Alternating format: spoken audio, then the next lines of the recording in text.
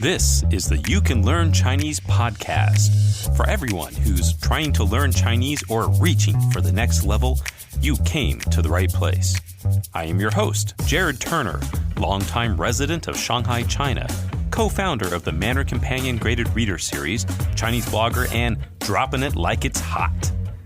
My co-host is John Pasden, co-founder of Mandarin Companion, founder of All Set Learning, the Chinese Grammar Wiki, Sinospice.com, and he knows what you did last summer. On this episode, John and I discuss the question if using kids' books to learn Chinese is a good idea, and what about books with pinyin over the Chinese? We'll talk in depth about handwriting characters versus typing characters, plus my commentary on Stephen Colbert's Chinese pronunciation. Later on, we are joined by Vanessa Dewey, who just up and decided to move to China because she wanted to learn Chinese. 10 years and 2 kids later, she will talk about her entertaining story of learning the language. All this and more, let's get to it. One quick note, we discovered after this last episode that John's audio was recorded by the mic on his headphones, as opposed to the professional mic he had. We've fixed this, and all future episodes will be of much better quality. Thanks for bearing with us. Let's do this. All right, Johnny. Jared. Hey, man. How's it going? You go by Jerry, right? Jared. Every Chinese person, they think my name is Jerry. They'll be like, hey, Jerry, where's Tom, right? Have you heard that one? Tom and Jerry. But Chinese people do like Tom and Jerry. They do. My son in kindergarten, they would show him Tom and Jerry every once in a while. But, talking about the kids shows like that, it brings up one of the topics of using kids' books to learn Chinese. And this is a very common thing I'll see people do, is that they're like, all right, I'm learning Chinese. Let me try to go get some sort of simple books that I can read. So they'll go out to a library or online and they'll look for some kids' books. The thinking is kids have a low level of Chinese. Therefore, the language that is used in that book will be low level and will be suitable and adequate for me to read. But so if the books are really low level, it's just like pictures and words, then that's fine. It's basically flashcards in a book. But as soon as it starts getting to the level of like some kind of story, it gets so hard, so fast. And it's like unbelievable and so discouraging. Do you have a kid's book nearby? No, I don't either. I should have brought one for this podcast. And actually, I've done like a survey of books. Like I've gone to bookstores and opened up children's book after children's book, trying to find, a book that isn't trying to cram all kinds of difficult vocabulary into the story. They're just telling a really simple story in simple words. Because we do that in English, right? A lot of our kids' books in English, they use simple vocabulary. But Chinese children's books, I won't say they never do, because some of them do. I've found some good ones. But for the most part, they do not cut the kids any slack. Well, actually, I would propose that, no, they're not as simple as you would assume. Anyone listening here, if you have any kids' books at home, go grab one of the kids' books, open it up. My kids love Curious George. And I was just reading a book the other night to them. And, we have things like toppled down the hill. He scooted. There's a lot of words and verbs and things like that where these aren't normal words for a second language learner to study and to learn. Yeah, you're right. You're right. But I'm accounting for that. The Chinese go way over the top. There's also stuff like onomatopoeia, right? Oh, you're saying it's even harder? Yeah. Oh, the onomatopoeia can be crazy. The Chinese stuff will have the same kinds of words, like topple or scoot or whatever the Chinese versions of that kind of word. Those are the easy ones. But then on top of that, they add a bunch of hard, like somewhat literary words. Because I think there's just a sense among Chinese parents where if I'm going to be reading my kid a book, why can't they be learning some new vocabulary? Whereas for a lot of parents in the States, it's not always about vocabulary. A lot of it is just, I'm spending time with you. Let's enjoy the story. I also want to cultivate a love of reading. And I think the Chinese parents aren't always thinking along those lines. I think the other aspect, too, is that when we have children's books, it's usually not the child reading the story. It's an adult that's reading the story to the child. And when you have that going on, it's much different. So same thing, if anyone out there has any children and you're reading a story to them, can your child actually read what it is that you're reading out loud to them? Right. Typically, if you are reading out loud to the child, they probably can't read it themselves. So you're saying the book is marketed to the reader who's probably the one that bought it. Well, what I'm saying is that the child, even if they do know some characters, or if they're even going through first grade or second grade, they can't even read all the characters in the book. A lot of the characters are going to be incomprehensible to them. And they certainly haven't even learned pinyin in kindergarten. So they just don't start learning pinyin until end of first grade. So it's one of these things where the kids' books, they're just not as simple as you would think they would be, because they're not written simply. They're written for native speakers who can already understand the language. I mean, the kids can't read the English, most of the words that you're reading in English either. So I don't really understand your point. I guess my point is that when you have a children's book and it's written in Chinese, the book itself is not going to be written as simply as you might think it would be. If it was written simple enough for that child to read it, it would use simple characters and simple words. But the point is that the child isn't reading it themselves. The child is listening to an adult read it out loud to them. And so the adult can read all those characters. The child can understand it. So because they understand the spoken language and they're later on learning the written language. The point is that these kids' books are not necessarily written at a low level. Right. It's just like a lot of other language. Adults just kind of talk somewhat normally. Sometimes they dumb down their speech a little bit. We call that motherese. They say things like, "You want to go poo-poo in the potty?" A lot of times the way that kids learn is just by being exposed to adult speech in the right context. And so, the book provides a context. It has pictures, and then it has relatively adult language. And that's one of the ways that the kids pick up language, right? Because a lot of these books, the parent will read them to the kid over and over again. So that's going to be one of the places that they learn certain words. And I think for a lot of Chinese parents, those words that they're learning because they read the book over and over again, that's a huge part of the value of the book to them. Whereas I know for me and for a lot of parents, it's just getting the kid in the habit of reading and wanting to read, because loving books is going to have a big impact on their academic future, not just big vocabulary. I think the key point behind this is that kids' books in Chinese are not suitable for people who are learning Chinese as a second language, because they're not written for people who are learning Chinese as a second language. So it's pretty much they're not suitable for you because they're not written for you. They're written for native kids. Right. I do think that it would be easier if you were learning English to use English language children's books than it is as a learner of Chinese to use Chinese language children's books. But whatever, that's not really important. We're learning Chinese here. And the fact is that you might find some useful children's books in Chinese, but it's not going to be easy. And if you're at a low level, it's going to be hard for you to identify those books anyway. Yeah, agreed. And a lot of them have words that if you're not a kid, you really don't need to learn anyway. Yeah, and that's the whole thing too, is about the relevancy of the vocabulary that's used in the books. But one of the issues with these kids' books is, you find a kid's book, you like the topic, maybe it's Romance of the Three Kingdoms or something cool, right? You see that it's for kids, you open it up and you're like, oh, I don't know if I can read this, but wait, look, it has pinyin. If it has pinyin, I can read it, right? Oh, mercy. Oh, man. Yeah, this goes in our... I think we've all fallen for that trap at one point or another if you've ever been to a Chinese bookstore. Oh, yeah. So this brings up what I call the crippling crutch. That's a pinyin over Chinese. So that's when you have a book or any article or whatever, and you have all these characters in it, but above the characters, you have the pinyin for all of the characters. Now, why is this so bad? Well, because your eyes can't help but look at the pinyin.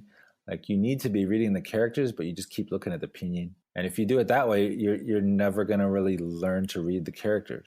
Yes, and for anyone who is a native English speaker, native English, French, Spanish, German, or any other language that uses the Latin alphabet, when you see pinyin over Chinese, you can't not read it. You can't not look at it, right? It's just your eyes are naturally drawn to what is familiar to you.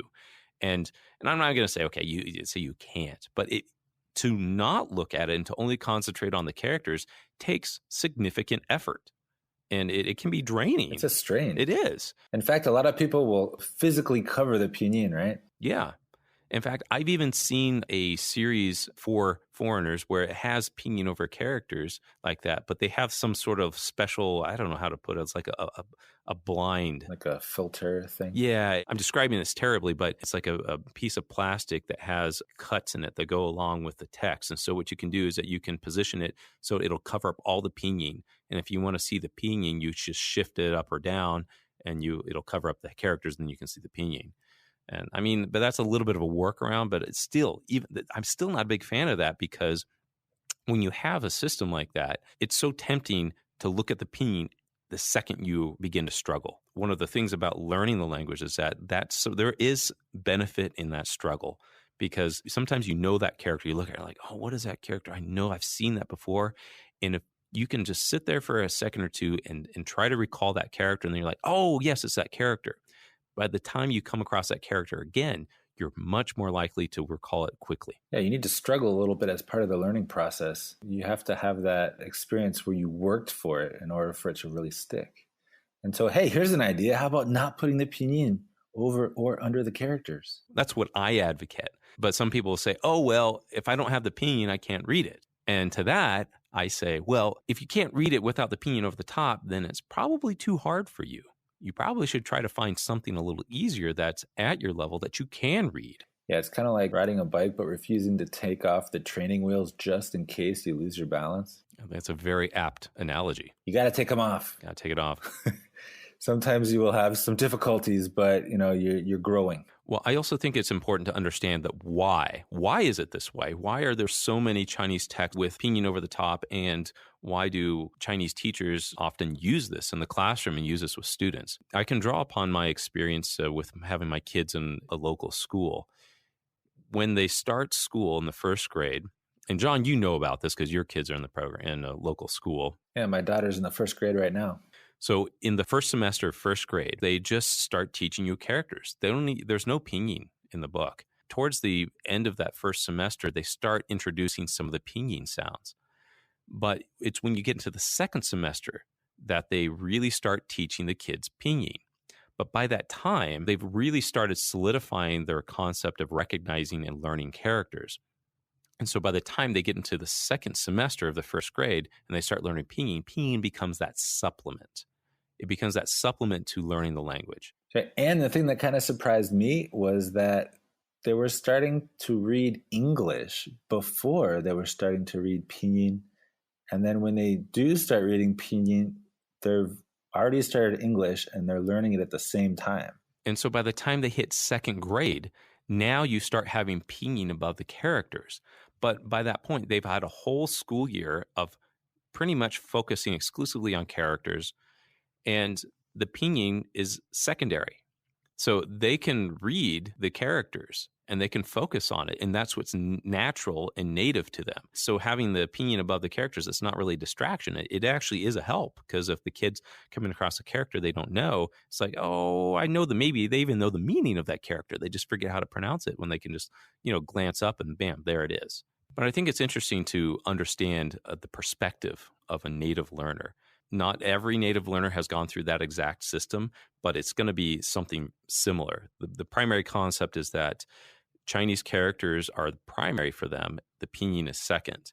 Whereas for us Westerners, pinyin, any English characters are native to us. And that's something that we most easily understand. And Chinese characters become secondary. So when we have that pinyin over the top of the Chinese, it's very difficult for us not to see it. On that same respect, sometimes it's difficult for a Chinese person to understand how we can't just not look at the pinyin. They're like, hey, well, just don't pay attention to the pinyin. Just look at the characters. But it just doesn't work that way for us. Yeah, it's hard to imagine for them maybe how irresistibly drawn to the English letters our eyes are. Actually, you'll see in certain textbooks, websites, there are significant efforts going into this from a design perspective. Like, how can I make this pinyin less attractive to the eye if I want the learner to be reading the characters? So for example, in our graded readers, we will use footnotes and put the pinyin at the bottom. So it's not right there next to the characters. Or like on the Chinese Grammar Wiki, we have the pinyin under the characters, but I try to make it like light. So it's a little bit harder to read so that you're not quite as tempted to, to immediately read it. And then also you can turn it off. You can hide it because it's a website. So there's some tricks you can use, but yeah, we definitely advocate learning to read characters because, that's the language. The language is characters without pinyin, and pinyin is a helpful addition that is not always there for you, and it shouldn't be. That's a great note to end on this topic because pinyin is essential. Like, we need that. We totally need pinyin. If we didn't have pinyin, I'm like, gosh, can you imagine trying to learn characters without having some sort of phonetic pronunciation of those? Don't really want to. I don't either. So it's we need those. It's just that when we rely on it too much, it becomes that crippling crutch. And because that, we'll never really learn to walk on our own. Just be careful. So I'm not saying that you never look at any or read anything that has pinyin over the top of it. I'm just saying, as a general rule, try to get materials that you can read at your own level, or try to select some sort of materials, or there's different resources on different websites where you can hide that, or it's just available there only when you need it. And then one final thing to kind of support this view is that if you're learning Chinese and you're starting to learn characters to communicate, there's a good chance you're going to be using WeChat. There's no pinyin over those either. You can, you can copy and paste and look stuff up, but that's another area where you're not going to have pinyin there. And you really just got to learn to read, and you can. Okay, a word from our sponsor is Mandarin Companion. All right. And Mandarin Companion, if you guys don't know already, it's John and I, we started that. We produce easy-to-read novels in Chinese. Our level 1 books use only 300 basic characters, and they're full-length stories. We have popular titles like Sherlock Holmes, Journey to the Center of the Earth, The Secret Garden, and our newest release was Emma.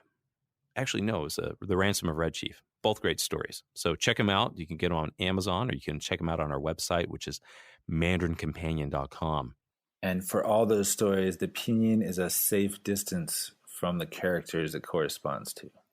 That's right. So at the 300 level, we have keywords that we don't expect you to know at that level, and those are highlighted and or have a footnotes with the pinyin and definitions. But we do not spoon feed you the pinyin for the words that you definitely know. No, if you need spoon feeding, go get an IE. That was a bad joke, I know. Okay, John, handwriting versus typing. What are you a fan of? I'm a fan of the typing. Well, me too. All right, done. I did have to learn to handwrite to get into grad school because I had to pass the written exam. But after that, my thesis was typed in Chinese, and like the most I ever used it was for notes. So I just type all the time now. John, what would you say to a person who says, hey, I really want to learn how to write characters, like actually handwrite them? I would say, great, do it. I think there definitely is value for learning to write like the building blocks of characters, the fundamental, component characters, because you never really notice exactly the proportions and how the characters are constructed until you actually have to write them out stroke by stroke. But I am not a fan of writing the characters over and over and just spending tons of time trying to get that into muscle memory. I feel like that's a waste of time that could be spent more on more communicative activities. Well, you bring up something I really do like is that when you learn to write the characters, it's almost like dissecting a character. It's like an anatomy class. You're dissecting an organism, right? You can see how that character is constructed and the different components. And for me, it helps that character stick in my brain a little bit better. Now, you have to do that. If you don't kind of understand the structure of characters, there's no way you're going to be able to internalize thousands of characters, which is your goal, right? That's right. And so you learn all the different radicals and the busho. Understanding the structure is essential to being able to learn the characters. I think the whole writing it by hand was one way to do it, and it was just assumed that was the only way. But nowadays with computers, it's possible to get a really good understanding of all the component parts of characters without having to write them over and over a million times. And I think that's a much better way. Yes. So while we are talking, hey, I think there's some good things about learning to write characters. I don't think it should be the real focus. And I have met some people say, well, I'm not even going to learn characters because it's just too hard to write them and stuff. And I'm like, well, hey, first off, learning to read is really important. But nowadays, you don't even have to really handwrite characters. Typing is where it's at.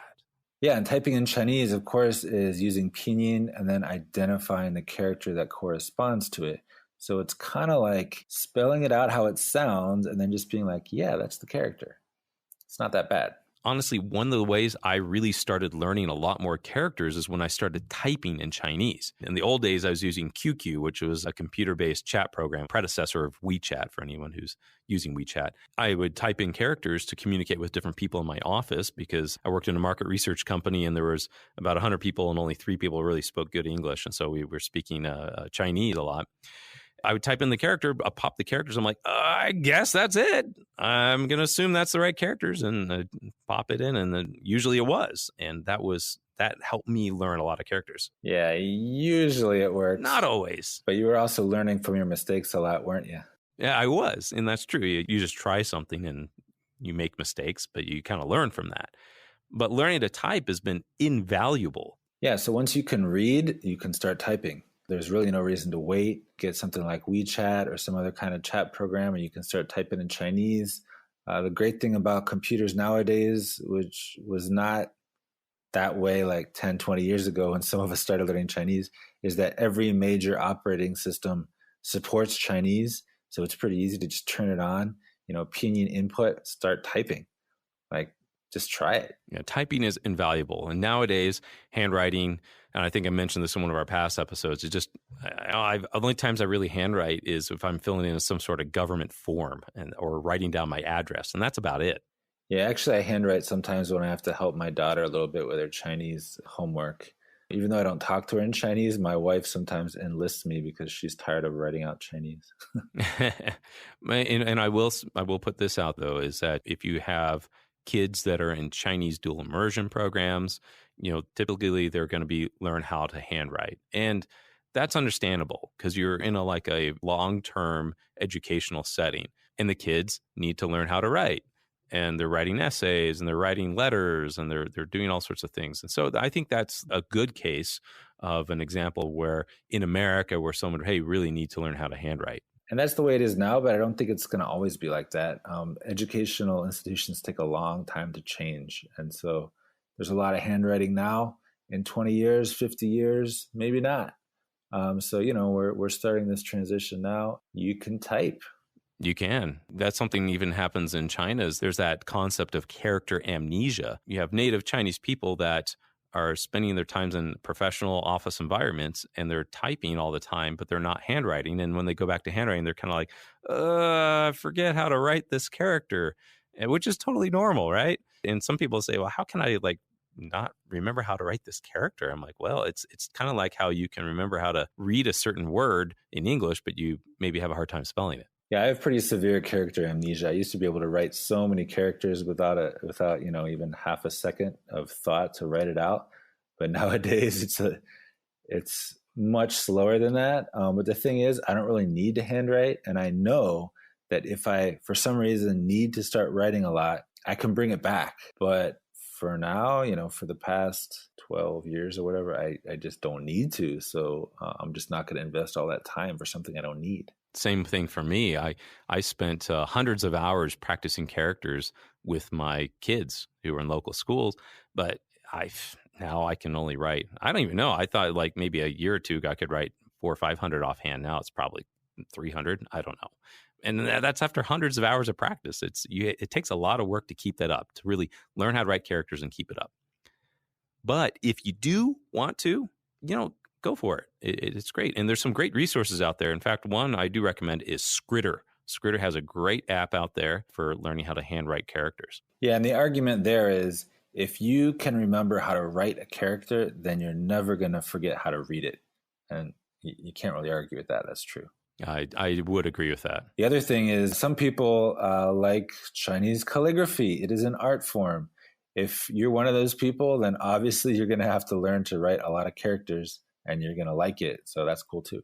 All right, let's go on to Rants and Raves. I have got a rant for you, John. Oh boy, lay it on me. All right.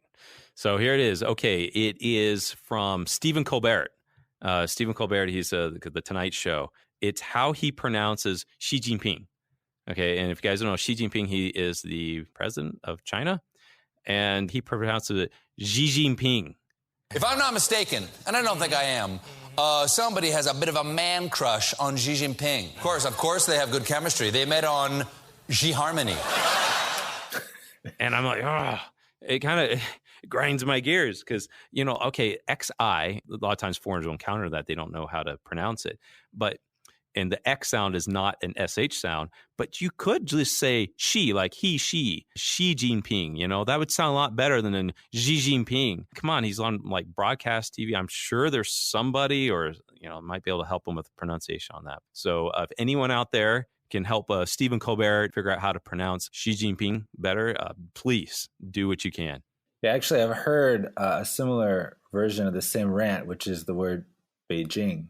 People say Beijing, right? They take the J and they make it a Z. I'm not quite sure how that got started, but the Chinese J is not the same as the English J, but it doesn't sound like a Z. And so if you take the Chinese J, you make it a Z. You take the Chinese X, you make it a Z. Then you're making everything a Z, and it just sounds weird. I never thought of it that way. Beijing, Xi Jinping. Yeah, it's kind of weird. Okay, so I have a rave. All right, let's hear it, John. Okay, it's also related to technology because there's lots of reasons to celebrate technology as it relates to learning Chinese. So I'm going to talk about how this works on my iPhone, but you guys with Android phones, you can do the same thing. I'm just not sure exactly what the names for the features are. But like on an iPhone, if you go into settings, general accessibility, there's this thing called speech, and then you can speak selection. And then when you go into your Chinese websites, Chinese text, you can select the text and then get the little menu to pop up, and you can have it speak the Chinese. And that can be really useful. Like maybe I want to read this article, but I need to do something else that I need to look at. I can, select the whole page and then choose speak selection, and I can just listen to it. I think that's really cool. Well, that's great. So it's kind of like creates audio for something you're reading. You could read along with it too, right? Yeah, text to speech. And I'm not talking about like an ebook reader that has that built in. It's system wide. So any text. You could even go into the little notes app, type out any Chinese sentence, and then have it read it aloud. Oh, that could be really valuable. So that could help you along with reading. You can listen to the pronunciation while you're reading it. Actually, why don't I do that right now? Let me see if this will record. Ooh. All right, we're going to get a live demonstration, folks. Stand by. So I'm typing in the Notes app, and then I'm long pressing select all, and then I have to hit the little side arrow to go to the third screen, and then there's a speak, and then I can hit speak. Wow. John, is that true? Are you really American? I am American. I mean, you've been in China 18 years. I wonder if you'd switch nationalities. I just wasn't sure. Just confirming. 你好，我是美国人。 I'm impressed. That's definitely deserving of a rave. So, hey, guys, anyone who's got an Apple phone, Apple device, you should be able to do that. No, you can do it too on your Android phone. All right. Well, I don't think I have it enabled yet. Yeah, it's been a feature for a while, and the voices that read the text are getting better and better. But a lot of people, they don't really look at that feature. But it's actually getting quite good.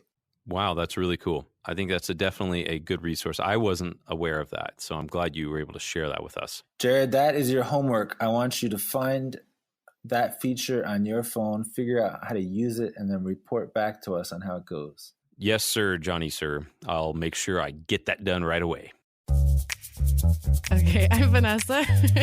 I met Vanessa Dewey back when I first moved to China in 2010. I'm from Los Angeles. I have my family here. I have 2 kids, and we're just living the Shanghai dream. Vanessa is also a test reader for Mandarin Companion. Look in the credits of most of our books, and you'll find her name. You're married, too. Yeah. Did I not mention that? No. I have a husband. He's great. The reasons for learning Chinese can be so different. And here's a story you won't want to miss. Stay tuned. He has a mighty name, doesn't he? His name is Ramsey. Ramsey Dewey, yes. And he came here kind of as the trailing spouse because I wanted to learn Chinese. And he decided to do what he loves, which he was doing before. He's doing mixed martial arts. He's a coach, and he started off a few years doing cage fighting, but he has retired from that. He's quite the YouTube celebrity as well. Yes, he has a channel, Ramsey Dewey. Check it out. There's my plug. There you go. Check it out, guys. And he doesn't speak Chinese. Well, actually, his Chinese is getting much better. Oh, is it? He does have long hours of trainings. He doesn't get a lot of opportunity to learn Chinese, but it has improved a lot in the last 10 years. Tell me about your experience. Like, why did you start learning Chinese?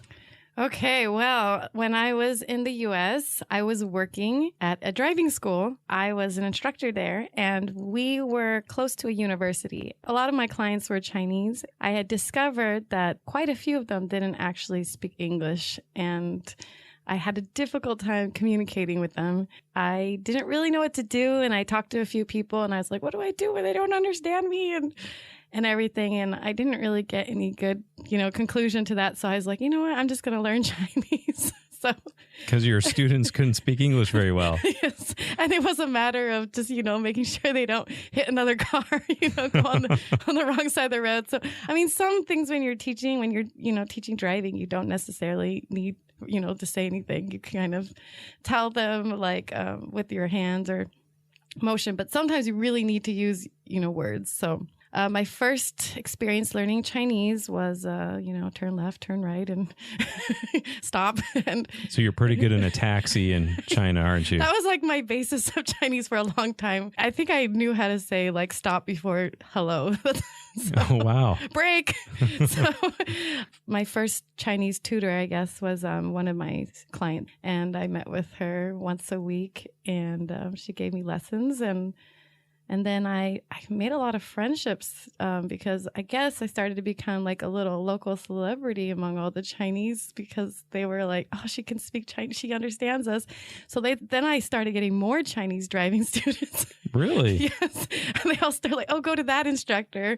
Anyway, one of the students was like, hey, did you ever think of coming to like China? That would be kind of cool. I could maybe hook you up with a job or something because he was working at a university before. So I was like, China. Okay, well, that would be kind of cool. At that point, I had learned Chinese for about a year with my tutor, and my Chinese was getting pretty good. It wasn't just the driving lingo anymore. So you were had a level of conversational Chinese? Yeah. At that point, about a year. Like, it was only like the driving lingo for about, 2 or 3 months. But then after that, I started developing actual other words, vocabulary. So, so about that point, I was thinking, I don't really like the long hours of the driving school, and it would be kind of nice to have an adventure. And I also, didn't have kids at that time. And so I was like, hey, Ramsey, would you like to come to China? We could go teach English for a year. How did that conversation go between you two? Well, at that time, Ramsey, he had opened up his own little gym behind our house. I wouldn't say it wasn't very successful, but it wasn't making too much money at the time. And he's like, all right, let's go. Okay, wow. So he was on board. He was on board. And plus, we both thought it would just be a year and just be an adventure, and I could improve my Chinese, like in a real native Chinese setting. And so we decided to go. And now, for all the listeners, this was 10 years ago, right? Yes. Okay. And we're still here. It sucks you in. Be careful, everyone. A lot of people don't realize that Shanghai is like such an amazing city. I guess they don't realize China has so many amazing modern cities. If I was out in the boondocks, maybe, I would have probably lasted a year. But like Shanghai's like the New York of China, and you never get bored. There's just so much to do. Your life is fun when you live here. So you up and moved to China. Yeah. Did you have a job before you came over? Yeah. So my student driver person, he secured a job for us. It was really cool because the university like had a free apartment for us. which I wasn't used to that kind of lifestyle. Yeah. It wasn't a very big one, but it wasn't a free apartment. Okay, so you moved to China. Yeah. At this stage, you've been studying Chinese for a year? Yeah. Was it a year and a half? About a little over a year. So you up and moved. Mm-hmm. I guess you'd probably put everything in storage or sold it off. Yeah, we had a huge yard sale. Came to China. What then? Yeah, we taught at this university for about 2 years. I think within probably 6 months, I ended up signing up for night classes to learn Chinese at Donghua University.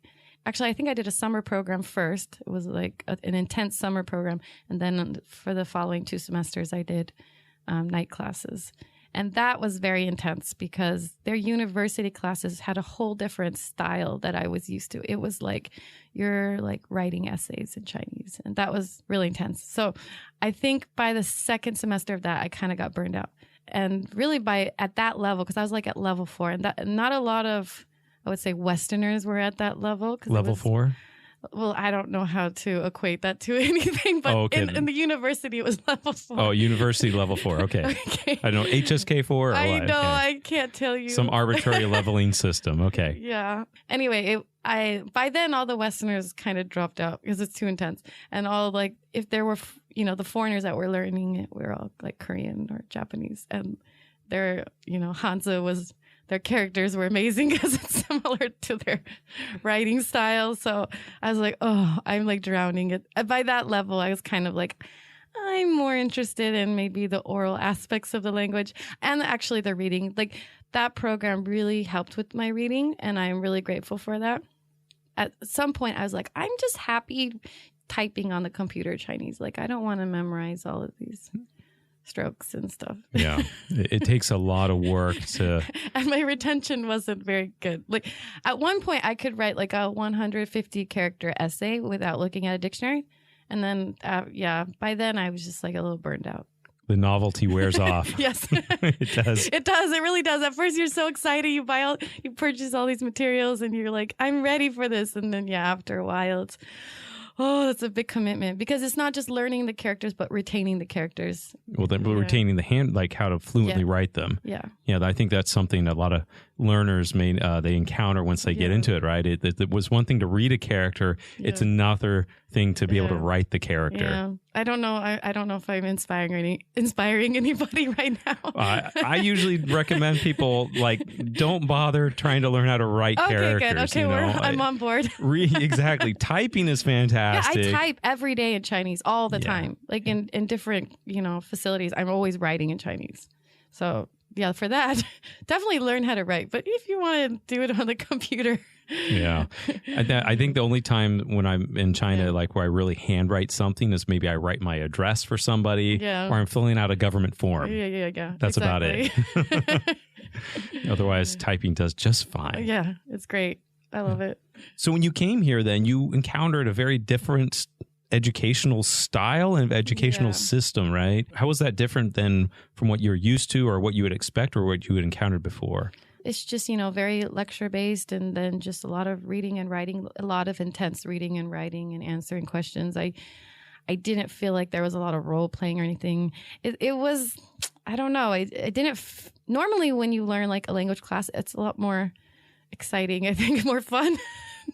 But this was just, really hardcore university style. And I think I don't know. I was kind of over being a student. I had already paid my dues in the university. I thought this night class would be different, but it was very much a very intense university course. So at the same time, I didn't feel like I really fit in anywhere because if I did some other Chinese classes focused on bringing foreigners in, it was too easy for my level. So I was kind of in limbo. I was it was either too hard or too easy, and I didn't really know where I fit. So after that, I just kind of started to give up on the lessons and just thought maybe I'll get a private tutor. So if you had someone came to you and asked for some advice about if they're trying to make a decision to go to a Chinese university to study Chinese, what advice would you give to that person? Yeah, I just kind of wanted to first ask them what their goals were. If they really wanted that intense course, then that would actually be a good option for them because a lot of people want to take the HSK. I never made that really my goal. I think like I never needed it for a job. I mean, Chinese was always something that was fun for me. If I started studying it, I would then, I think, not have so much fun learning the language. So you went through the university program for how long was that? A semester, 2 semesters? It was about a year and a half. Okay. Yeah. And how do you think that helped your Chinese? Well, yeah, it really sealed the deal in my literacy, for sure. I think that was where I could actually start really reading fluently texts and stuff. If I didn't have that course, it would be very difficult. And at that time, I didn't have your amazing Chinese readers. That would have been a really great option. And that was something that I was looking for and never could find. And that was really frustrating. And even the text that they gave me at the university was very challenging. There's just too many words. And so it was really stressful in that respect. Side note for the listeners, Vanessa is one of our test readers for Mandarin Companion. So actually, this is very interesting. So talk about your experience with learning to read and how that affected your Chinese and even what you experienced in the college system versus what you wish you would have had, I guess, in comparison. So what I really wanted is I wanted that satisfaction of being able to read a text and feel like I understood it and didn't just, drown in non-understanding. I felt really frustrated because it's not like you could just pick up a newspaper. A newspaper was just like so complicated. I would go to like the foreign language bookstore and I would look for some easy readers there, but it was also very challenging. And I think there was just even like children's books would have all these new vocabulary words. You would think that children's books would be a good place to start, but it's not. No, it's not. And even now with my, higher Chinese level, I still encounter words in Chinese children's book where I'm like, what is that character? I tell those people all the time, the children's books are not good for us second language learners because they're not written for us. Like I pulled the Very Hungry Caterpillar once and I did a little analysis on it, the Chinese version, when you have automatopoeia characters and then you have and he drilled out of the cocoon and pop, there he was, and then you have, I don't even remember the Chinese characters, but these are characters, they're not even on the HSK level, you know? Yeah, exactly. So there wasn't a lot of options and it was very frustrating and I wished I would have had some of those resources that later on you introduced me to because that would have really helped a lot. I just want to talk about my personal experience reading those series. Like I said, I was always trying to find a book where I can feel like that sense of accomplishment reading the story and feeling like, wow, I'm not having to look in the dictionary every 5 seconds. And if you've ever looked at other literacy texts, that's kind of a common thing. Like it ruins the flow of reading and the pleasure of reading when you have to stop and look up a word. And sometimes you don't have to, and you can kind of get it by context. But sometimes you really just don't understand the whole meaning of the sentence because of a few vocabulary words. So what I love about that series is just, you can read through it and you don't have to stop. And of course, there's a few words that are a little challenging and you may not know, but you can figure it out through context or you can use like the little dictionary in it. But it's just a brilliant series. I just so surprised no one's ever done it before. Why has no one ever come up with this idea? I mean, I've seen attempts and they didn't work out very well. But did you find attempts at those when you were in university? Yes, I found some. Well, no, I found the attempts after the university. I never found anything quite like the Mandarin Companion series. That's the only ones I found that I actually feel it's just really, intelligently designed and really understands the foreign. I shouldn't say foreign. I'm in China, so I'm thinking foreign. It's the first series that I really feel like, the development of it really thought about the Chinese learner perspective. And a lot of times when a series is created by maybe a Chinese company, they're just not quite sure how outside China person learns their language. Sometimes I feel that they probably need an outside foreign person's perspective, but I don't know if they ever have access to people to do that. And so they just don't quite get it, So yeah, it can be a difficult thing. It's hard to understand a learner's perspective if you're not a learner. Yeah, and that's what's cool about your company is because both of you had that experience and now you're at the level of Chinese that you were able to develop that series successfully. Well, we appreciate you being one of our test readers. Yeah, it was so much fun. Every time you asked, I was like, yes, give me another one. It was so exciting.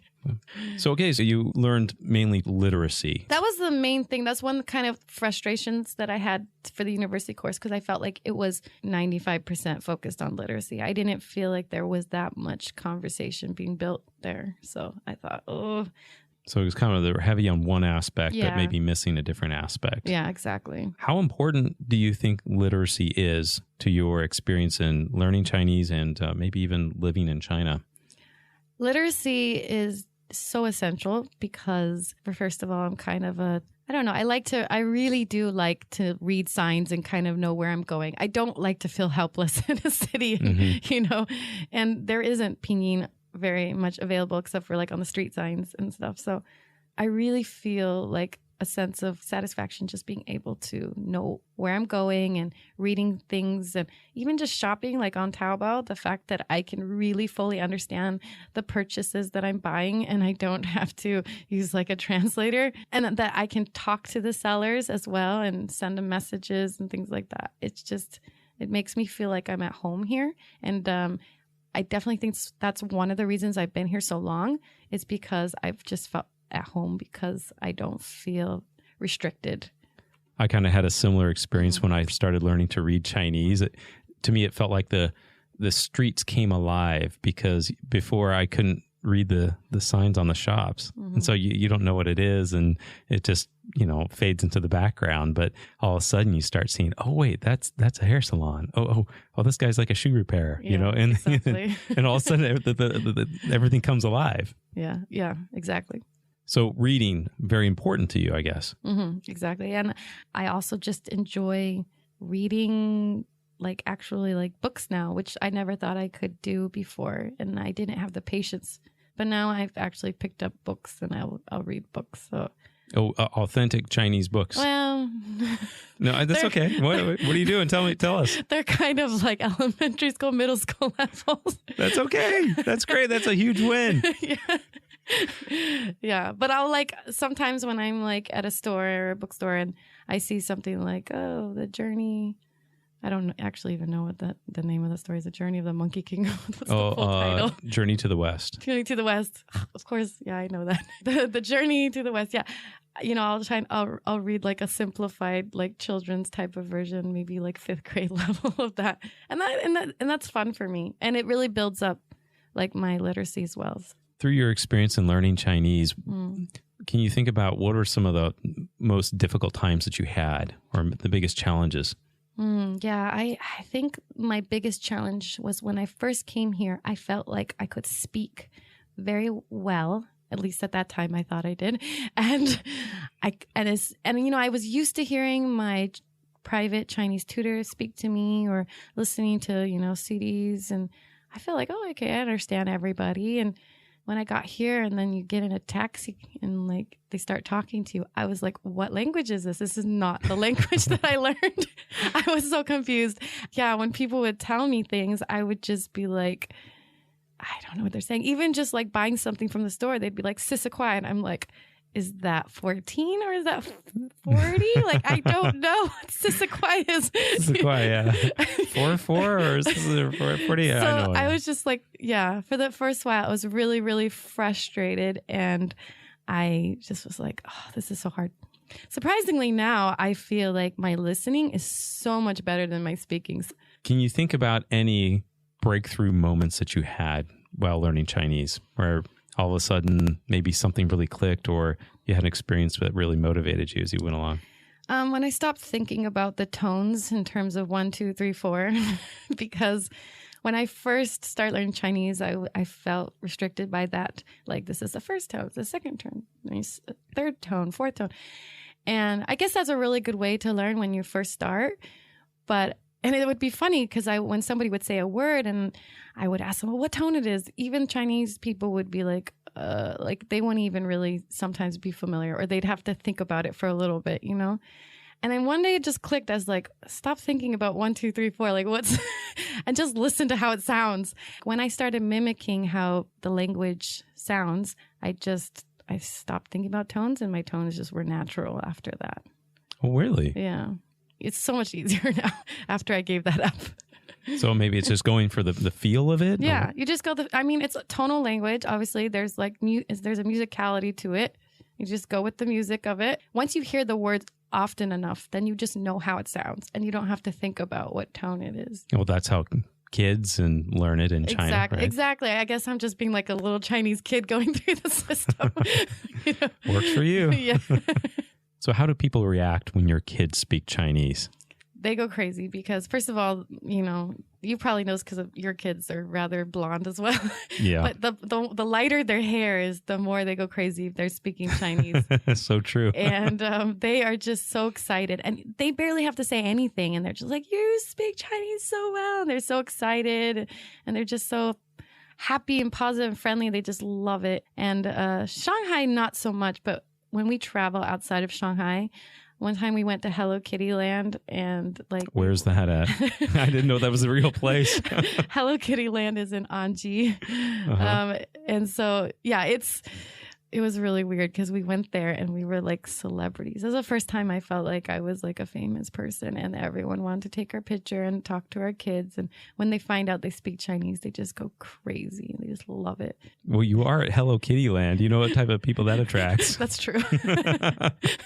I got to say, I'm not too surprised, but that sounds like a fun experience. Yeah. So what is your Chinese superpower? My Chinese superpower, I don't know about that. I don't know if I have a Chinese superpower. My Chinese superpower is somehow me being able to get through Eve's Chinese homework because, yeah, sometimes it's pretty intense, especially for a first grader. Yes. And she's in the native Chinese speaker class, which I kind of had to push for because as soon as they saw she was a foreigner, they're like, well, we want to put her in the learning Chinese as a foreigner class. And I said, no, she's been here her whole life. I want her to be in the Chinese native speaker class. So I pushed for that. And they're like, well, we don't know if you can support that. So I can support that. Plus I'll have a tutor. So my tutor comes 3 days a week. And so she does it then. But the other days I do it. And usually it takes us about 2 hours to get through all of it. It's pretty intense. I helped my son Miles up to 4th grade Wow. in local school. So you know. Yeah, well, we actually got tutors, I think, by the time 3rd grade rolled around. But Yeah. It's a challenge. Yeah. But that's great. She's having that opportunity. That's fantastic. Yeah. I've seen my friends put their kids in international schools in Shanghai, and their children's ability to speak Chinese is very low because English just dominates the classroom. So I was worried about that. So I wanted to prevent that from happening. If you could go back and do anything different along your journey of learning Chinese, what would it be? I guess I would have liked to have done Chinese for my minor in college. I did Russian, and now I don't use that at all. But who knew that I needed it in my life? Chinese is just, I know this sounds weird to some people, but I think it's such a beautiful language, especially Mandarin. I feel it's just, I don't know, I just love the way it sounds. And I don't know, it's just one of my passions. I think learning it, speaking it. And when I go back to the US, just for vacations, I miss it. Even I'm just like there for 2 weeks, I miss speaking Chinese. And I'm like, I need to speak this language. I need to speak it to someone, and sometimes I'll find like Chinese people like in the grocery store. And of course I wait till I hear them speaking because you never want to make assumptions. Yeah. And so when they start talking, then I might come up with something to tell them. Or, oh, 这是你的吗? Yeah. Is this here? Oh, 你的孩子很可爱, just anything that I could tell them so that, yeah, because it's weird. I don't know. I think if I went back to the States, I would have such a hard time. I've already told myself that I would live like in a very heavily Chinese city, like where it's most of the population is Chinese because I couldn't not speak Chinese every day. What advice would you give to someone who's learning Chinese now? I guess the thing is a lot of people feel Chinese is very difficult. And I want to tell you that Chinese is extremely easy. If you can get over like the tonal aspect of it, the grammar is especially so simple. And I love it because I learned Russian, which is just, the grammar is just very difficult if you know anything about Russian. And Chinese compared to that, and just compared to even Spanish. My husband always tells me, oh, Spanish is so much easier. And I'm like, actually, I feel Chinese is. I know that's weird to say, but I really don't like, all those things have gender and you have to remember which one, and and just conjugating verbs. I just love that I don't have to do that in Chinese. And so I was one of those people that like, okay, give me tonal language, that's fine, because I'm also a musical person and I'm sure I can handle that. But when you give me like complex grammar or throwing the verb at the end of the sentence like they do in Japanese or Korean or whatever, I couldn't do that. So I love Chinese because it's just the most simple grammar ever, and that I can handle that. And so I would say my advice would be is if you're ever feeling very frustrated and you just feel like, Chinese is so difficult, just remember once you get past the tones, like that part, because that's usually kind of a block for people, or just like in literacy in general, learning the characters, then it's smooth sailing from there. Because conversation, everything, like anything that involves like especially the oral language, it's just like it comes so easily and just flows after that, after you've gotten over those 2 hurdles. Do you have a favorite Mandarin Companion book? I think my favorite is The Ransom of the Red Chief. Just because I like humor in the story, and I just felt like that one really engaged me. I mean, they all engage me obviously, but I just related to the humor more to it, and it just made me laugh. So Side note on that book, we based the illustrations of the little boy off my son, Colin. That is good to know. I'll have to look at it again. That's funny. Somewhat looks like him. Not totally, but just a little bit. Yeah. Vanessa, thanks so much. It's so great to have you on the show. Yeah, thanks for letting me come. And it was fun talking about my experience. And I hope that some, learners of Chinese can relate to my experience or feel inspired by it and keep on with their journey of learning Chinese. You can learn Chinese. You can definitely learn Chinese. You have been listening to the You Can Learn Chinese podcast. Help us spread the word by sharing this with your friends, classmates, teachers, cousins, distant relatives, your Uber driver, bounty hunter, chemist, postman, railroad conductor, and that one guy named Ed. You can subscribe on iTunes or wherever you get your podcasts. And please write us a review so we know how we're doing. You can find us on Facebook and at mandarincompanion.com. The You Can Learn Chinese podcast is produced by myself, Jared Turner. I'd like to thank Vanessa Dewey and my co-host, the man, the myth, the legend, John Pazzo. See you next time.